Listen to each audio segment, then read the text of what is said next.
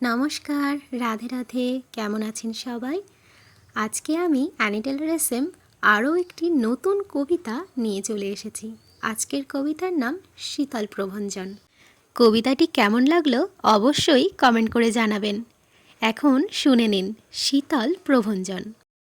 গ্রীষ্মের তাপদহে আগমন হিমেল প্রভঞ্জনের, যেন গডল জ্বলনে আগমন মিষ্ট অমৃতক্ষণের।